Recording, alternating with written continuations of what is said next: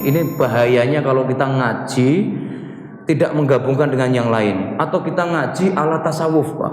Tasawuf itu kebalik-balik, apa-apa dibalik. Ya, orang kalau ngaji tasawuf nanti kebalik-balik. Ya, ketika dia nyembelih ayam merasa berdosa karena ayam adalah makhluk yang berzikir, dibunuh mati. Dia nggak belajar hukum, belajarnya apa? Tasawuf, masalah hati. Seperti itu ya.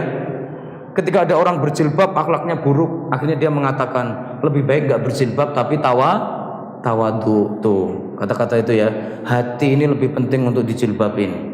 Ya, ada tuh anaknya profesor bilang begitu ya, hati yang lebih penting dijilbabin.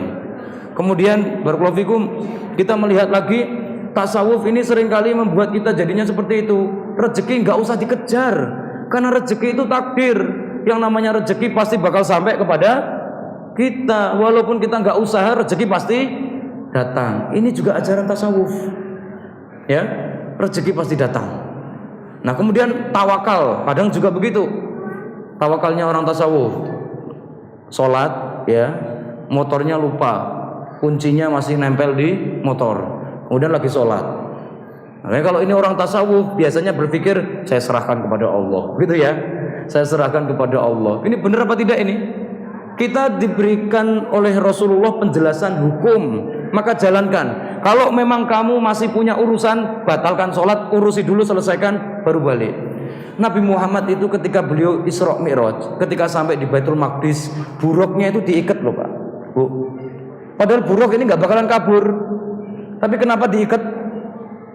Sebagai bentuk ikhtiar, ya, bahwasanya manusia itu harus berusaha untuk mengamankan sesuatu. Ini kalau orang tasawuf nggak terima yang seperti ini.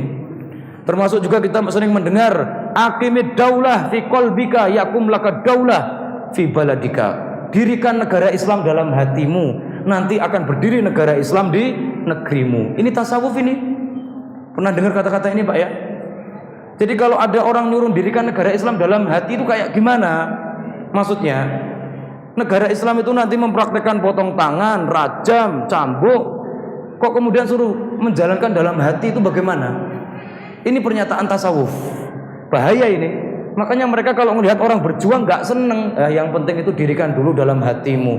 Kita nggak pernah dikenalkan sama hukum. Padahal hukum berkata menegakkan syariat itu hukumnya wajib. Tapi nggak diperhatikan itunya. Urusan hatinya yang dipersoalkan. Masalah hati. Ini bahayanya tasawuf bagi umat Islam. Ya, kalau sampai orang Islam nanti akidah dan juga pemahamannya tasawuf, lihat nanti rusak semuanya. Maksiat bikin kita tambah tawadhu lebih baik daripada taat tapi bikin sombong, gitu ya.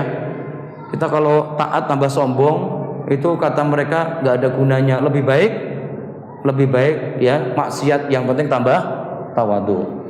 Daripada sholat berjamaah bikin riak, lebih baik sholat sendirian nggak ada yang tahu tuh, jadinya kacau. Padahal hukum sholat berjamaahnya adalah wajib, nggak diperhatikan. Jadi orang tasawuf ini kalau mereka belajarnya hanya tasawuf, nggak mau belajar hukum, kata Imam Malik faqad tazandaqo, telah melakukan zindik. Mereka ini melakukan kezindikan, ya, telah melakukan kemunafikan, ya. Jadi di sini bahayanya kalau kita belajar tasawuf.